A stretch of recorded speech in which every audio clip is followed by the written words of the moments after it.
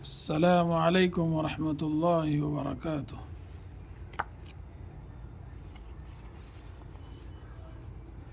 کل آپ لوگوں نے تختی نمبر 17 سماعت فرمایا ہے۔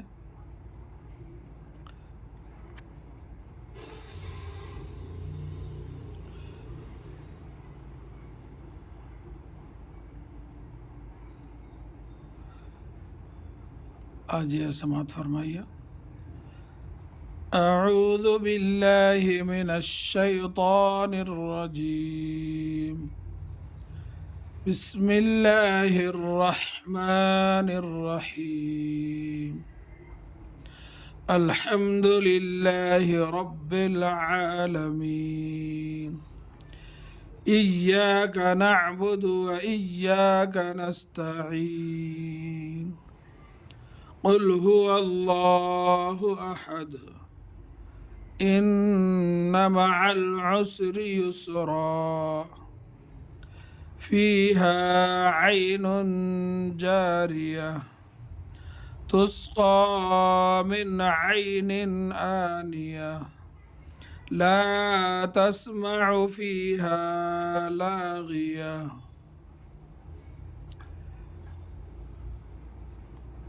اس میں جو ہے یہ قاعدے دیکھنا ہے، اس میں اپنے کو 3 طریقے کے قاعدے ہیں، یہ 1، یہ 2، یہ 3۔ پہلا قاعدہ، پھر اس کو سماعت فرمائیے۔ ایسے گول نشان کو آیت کہتے ہیں، زبر زیر پیش 2 زیر 2 پیش پر وقف کرنا ہو تو آخری حرف پر جزم دے کر سانس توڑے، اسی کو وقف کرنا کہتے ہیں۔ یہ جو پہلا ہے کلمے کا آخری حرف، جیسا یہ کلمہ ہے اپنا آخری، دیکھو یہ ہے کلمہ ہے، مطلب یہ یہاں سے یہاں تک جو ایک یہ ہے، اس کا ایک کلمہ ہے۔ اس کے اوپر جو ہے اگر زبر زیر پیش 2 زیر 2 پیش، یہاں تک 2 پیش بھی ہے، یہاں 5 چیزوں پہ یاد رکھنا۔ زبر زیر پیش 2 زیر 2 پیش پر وقف کرنا ہو تو کلمے کے آخری حرف پر جزم دے کر سانس توڑے۔ اب یہ یہاں سے اپن یہاں تک جو پڑھ رہے ہیں، یہ کلمے کا آخری حرف ہے، یہ میم کے نیچے زیر ہے، یہاں زیر کا نام ہے، دیکھو زبر زیر، تو زیر آ گیا تو اپن اس کو جو ہے یہاں آیت کر رہے ہیں، تو اپن اس کو جزم بنانا، یہاں وہی بول رہے ہیں نا انہوں، کلمے کے آخری حرف پر جزم دے کر سانس توڑے۔ اعوذ باللہ من الشیطان الرجیم ہے، مگر اپن رکنا ہے الرجیم، یعنی زیر کو جو ہے جزم بنانا، یہ وہی بتا رہے ہیں۔ دوسرا بھی زیر کو جو ہے جزم بنانا، یہاں زبر ہے، الحمد للہ رب العالمین ہے، مگر اپن یہاں رک رہے۔ اگر ملا کے پڑھ رہے ہیں تو ملا کے پڑھ سکتے ہیں آپ، یہ پورا نون کو پڑھیں گے، الحمد للہ رب العالمین الرحمن الرحیم، ایسا بھی پڑھ سکتے ہیں۔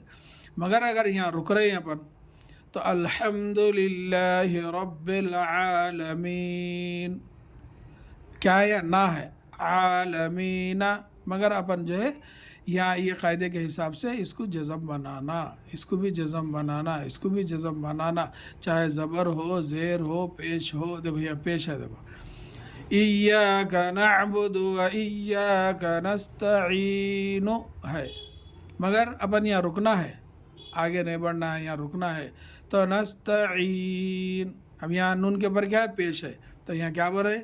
زبر زیر پیش، یہ تینوں کے اوپر بھی اگر یہاں اگر اپن رکنا ہے تو اس کو بھی جزم بنائیں گے۔